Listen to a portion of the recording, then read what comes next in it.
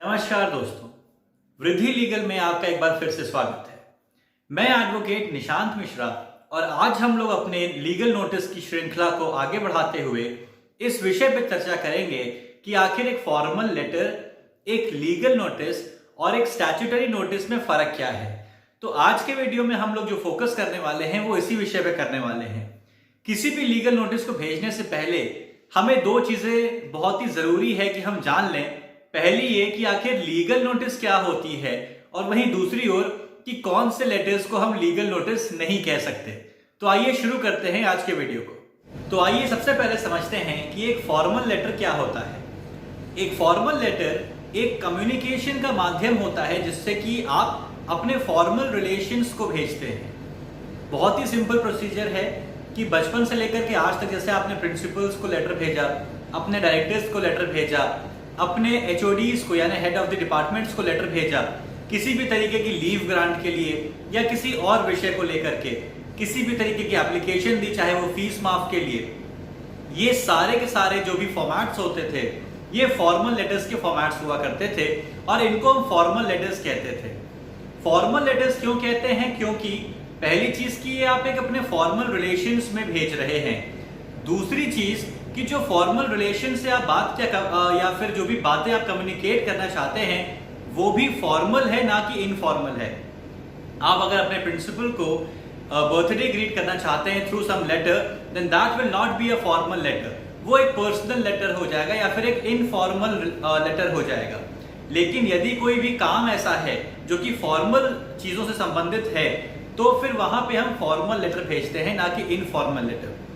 Formal letter और legal notice में अगर मैं फर्क बताऊं आप लोगों को, तो फॉर्मल लेटर जब आप भेजते हैं तो फिर आप उसमें कोई लास्ट वार्निंग नहीं देते हैं। You just request the addressee कि जो भी काम या जो भी डिमांड्स आपने उस लेटर में किया है वो डिमांड्स पूरे कर दिए जाए या फिर वो रिक्वेस्ट को मान लिया जाए।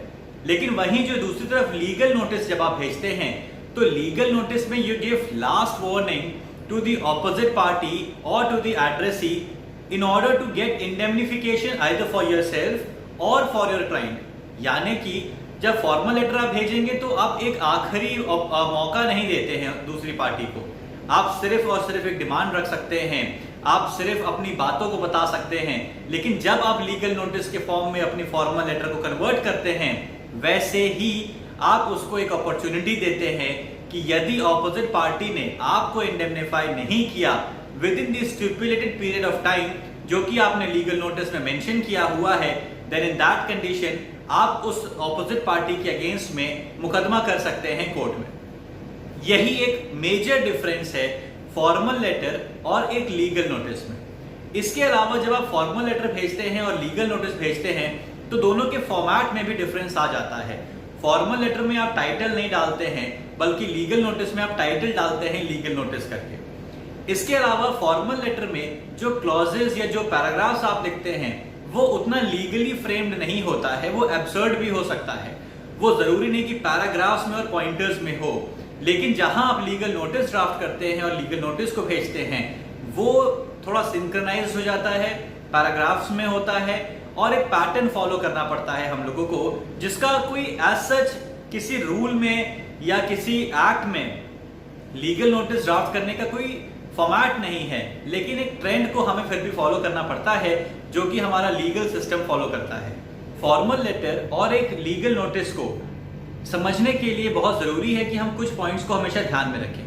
पहला पॉइंट जो मैं आप लोगों को सजेस्ट करूंगा वो ये है कि आप देखें कि टाइम फ्रेम क्या रहा फॉर्मल लेटर भेजने के लिए और टाइम फ्रेम क्या रहा लीगल नोटिस भेजने के लिए। एक फॉर्मल लेटर कभी भी भेजा जा सकता है, उसकी कोई एक्सपायरी डेट नहीं होती है। वहीं दूसरी ओर जब आप लीगल नोटिस रिसीव करते हैं तो वो तभी आप रिसीव कर सकते हैं जब कॉज ऑफ एक्शन अभी जिंदा है, या फिर अगर आपको लीगल नोटिस किसी को भेजना है तो आप तभी भेज पाएंगे जब कॉज ऑफ एक्शन जिंदा है।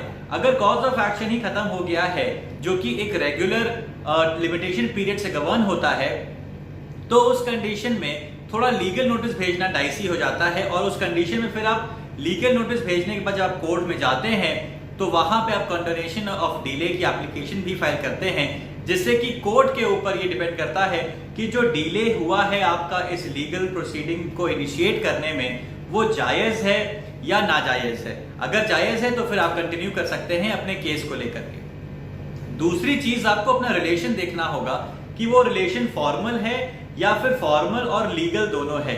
लीगल रिलेशंस जनरली तब डेवलप होते हैं जब आपके और जो दूसरा बंदा है, यानी कि जो ऑपोजिट पार्टी है, उसके बीच में किसी भी तरीके के ट्रांजैक्शंस हो रहे हैं लगातार, या फिर किसी भी तरीके का बिजनेस हो रहा है, या फिर कोई ऐसा ब्लड रिलेशन है जिसमें कोई लीगल डिस्प्यूट क्रिएट हो रहा है। अगर किसी भी कंडीशन में कोई लीगल डिस्प्यूट नहीं क्रिएट हो रहा है तो उस कंडीशन में आप एक लीगल रिलेशन में नहीं हैं और वो एक फॉर्मल रिलेशन है। उस कंडीशन में आप सिर्फ और सिर्फ एक फॉर्मल लेटर भेज सकते हैं, ना कि कोई लीगल नोटिस भेजेंगे।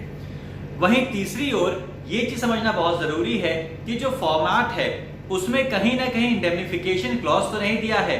अगर इंडेमनिफिकेशन क्लॉज दिया है तो इस चीज को ध्यान रखिए कि वो लीगल नोटिस हो सकती है, ना कि एक फॉर्मल लेटर। चौथी चीज, क्या वो आपको एक अपॉर्चुनिटी देती है सेटलमेंट का? अगर वो अपॉर्चुनिटी देती है सेटलमेंट का तो वो फॉर्मल लेटर भी हो सकती है और एक लीगल नोटिस भी हो सकती है। लेकिन फर्क कब होगा? जब लास्ट अपॉर्चुनिटी दी जाएगी तब जाकर के वो लीगल नोटिस होगी। अदरवाइज अगर उसमें कोई ऐसी अपॉर्चुनिटी नहीं दी हुई है, सिर्फ उसमें ये कहा है कि मेरे को इंडेमनिफाई कर दो, then that can also be treated as a formal letter. इसके बाद एक पॉइंट और है जो बहुत ही जरूरी है कि टाइम फ्रेम आपको भी दिया गया होगा इंडेमनिफिकेशन का। एक फॉर्मल लेटर में आप जब एक फॉर्मल लेटर भेजेंगे तो उसमें आप सिर्फ एक इंडेमनिफिकेशन क्लॉज डाल सकते हैं, लेकिन आप ये नहीं डालेंगे कि कितने दिनों में आपको उसकी रेमेडी या फिर आपको उसका इंडेमनिफिकेशन हो जाए। वहीं दूसरी ओर जब आप लीगल नोटिस भेजते हैं तो उस कंडीशन में आप ये चीज लिखते हैं, आपको ये मेंशन करना बहुत ही जरूरी है कि कितने टाइम पीरियड में ऑपोजिट पार्टी आपको इंडेमनिफाई करे। तो अब समझते हैं कि स्टैट्यूटरी नोटिस क्या होता है। स्टैट्यूटरी नोटिस और लीगल नोटिस में ज्यादा डिफरेंस नहीं है। स्टैट्यूटरी नोटिस जैसे कि नाम खुद ही कंटेन करता है स्टैट्यूटरी शब्द को, यानी कि ये किसी न किसी लॉ से गवर्न हो रहा है। स्टैट्यूटरी नोटिस दो तरीके से हम मान सकते हैं कि कोई भी एक जनरल नोटिस स्टैट्यूटरी नोटिस हो सकती है। पहला, यदि आपकी जो जनरल लीगल नोटिस है वो किसी स्टैट्यूट से गवर्न हो रही है, उसका ड्राफ्ट गवर्न हो रहा है, उसके पर्टिकुलर्स गवर्न हो रहे हैं। वहीं दूसरी ओर हम तब भी मान सकते हैं कि कोई भी लीगल नोटिस एक स्टैट्यूटरी नोटिस है जब आप किसी प्रोविजन के तहत मैंडेटरली उस लीगल नोटिस को सर्व कर रहे हैं ऑपोजिट पार्टी को। ऐसे कंडीशन में जहां पे स्टैट्यूट के थ्रू आप कोई भी लीगल नोटिस भेजते हैं तो वो लीगल नोटिस अपने आप एक स्टैट्यूटरी नोटिस में कन्वर्ट हो जाती है। फॉर इंस्टेंस, अगर हम नेगोशिएबल इंस्ट्रूमेंट्स एक्ट का एग्जांपल लें कि अगर कोई भी चेक डिसऑनर हो जाता है तो उस कंडीशन में from the day you receive the notification that the check has been dishonored, उस दिन से 30 दिन के अंदर अंदर आपको लीगल नोटिस भेजना मैंडेटरी है। और यदि आप लीगल नोटिस नहीं भेजते हैं तो फिर आप केस भी नहीं कर सकते हैं। और ये एक स्टैट्यूटरी नोटिस की तरह से भी डील किया जा सकता है, या फिर इसको एक डिमांड नोटिस भी कहा जाता है। लेकिन अल्टीमेटली चूंकि ये एक स्टैट्यूट से गवर्न हो रहा है, then that is why it is a statutory notice and not a general legal notice. इसमें ये चीज समझने वाली है कि जब आप statutory notice under negotiable instruments act भेज रहे हैं तो नेगोशिएबल इंस्ट्रूमेंट्स एक्ट में ही ये चीज साफ लिखी हुई है कि आप ऑपोजिट पार्टी को नोटिफाई करेंगे कि जो भी बिल ऑफ एक्सचेंज उन्होंने दिया था, जो चेक उन्होंने दिया था, वो डिसऑनर कर गया है for such and such reason, जिसकी वजह से आपको वो पेमेंट नहीं मिल पाया है। और ये चीज जब आप पढ़ेंगे उस सेक्शन 138 को तो उसमें ये चीजें साफ लिखी हुई है कि ये मेंशन करना बहुत जरूरी है आपको नोटिस में। तो जब आपकी कोई भी जनरल नोटिस गवर्न हो रही है किसी भी स्टैट्यूट से, then in that condition that notice becomes a statutory notice. अब जहां तक एक फॉर्मल लेटर का सवाल है तो फॉर्मल लेटर आप जनरली भी भेज सकते हैं, उसमें आपको किसी भी तरीके की लीगल गाइडेंस की जरूरत नहीं है। एक जनरल लीगल नोटिस भेजने के लिए भी आपको थोड़ा बहुत लॉ पढ़ना पड़ेगा, लेकिन जब आप स्टैट्यूटरी नोटिस भेजते हैं तो उस कंडीशन में जिस भी पर्टिकुलर एक्ट के तहत आप उस स्टैट्यूटरी नोटिस को भेज रहे हैं उसका अध्ययन आप अच्छे से करें और उसमें जो भी प्रोविजंस हैं इन रिलेशन विद सेंडिंग और सर्विंग ऑफ स्टैट्यूटरी नोटिस उसको बहुत ही बारीक तरीके से पढ़ें, क्योंकि कई दफा उसमें लिमिटेशन पीरियड दिया रहता है, उसमें पर्टिकुलर्स दिए रहते हैं कि क्या क्या चीजें आपको अपने स्टैट्यूटरी नोटिस में मेंशन करनी है। यहाँ पे एक चीज और समझने वाली बात है कि जब आप स्टैट्यूटरी नोटिस भेजते भी हैं तो भी अपने जो ड्राफ्ट किया है उसके टाइटल में आप स्टैट्यूटरी नोटिस नहीं लिखते हैं बल्कि लीगल नोटिस ही लिखते हैं। लेकिन जो सब्जेक्ट आप लिखते हैं उसमें आप लिख देते हैं कि legal notice under such and such provisions of law. ये एक फर्क होता है स्टैट्यूटरी नोटिस और लीगल नोटिस में। लीगल नोटिस को अगर मैं कहूं तो ऐसा नहीं है कि वो थोड़ा फ्लेक्सिबल हो जाता है या फिर लीगल नोटिस को हमें सीरियसली नहीं लेना चाहिए। लीगल नोटिस भी और स्टैट्यूटरी नोटिस दोनों का पर्पस यही है कि जो भी डिस्प्यूट है वो आउटसाइड द कोर्ट सेटल हो जाए और दोनों ही किसी भी लिटिगेशन का इनिशिएटिव प्रोसेस है, लीगल नोटिस हो चाहे स्टैट्यूटरी नोटिस हो, दोनों का कंप्लायंस करना बेहतर होता है दोनों ही पार्टीज के लिए, ताकि जो भी डिस्प्यूट हो वो बाहर सेटल हो जाए, दोनों पार्टीज को कोर्ट में ना जाना पड़े और इससे कोर्ट से भी बर्डन काफी कम हो जाता है। जनरली जो प्रैक्टिस चलती है वो ये है, कई बार आपको ऐसे क्लाइंट्स भी मिलेंगे वो जो कहेंगे कि मेरे को लीगल नोटिस नहीं भेजना है और सीधे सीधे हमें केस करना है। या फिर कुछ क्लाइंट्स ऐसे भी होते हैं जो ये सोचते हैं कि वकील साहब सिर्फ एक्स्ट्रा इनकम के लिए लीगल नोटिस का नया एक तरीका निकाले हुए हैं। ये चीज आप अपने क्लाइंट को भी समझा सकते हैं और इस तरीके से भी काउंसिल कर सकते हैं कि अगर लीगल नोटिस से ही पूरा का पूरा डिस्प्यूट रिजॉल्व हो गया तो उसको केस का पैसा नहीं देना पड़ेगा, उसको ज्यादा लंबा वेट नहीं करना पड़ेगा।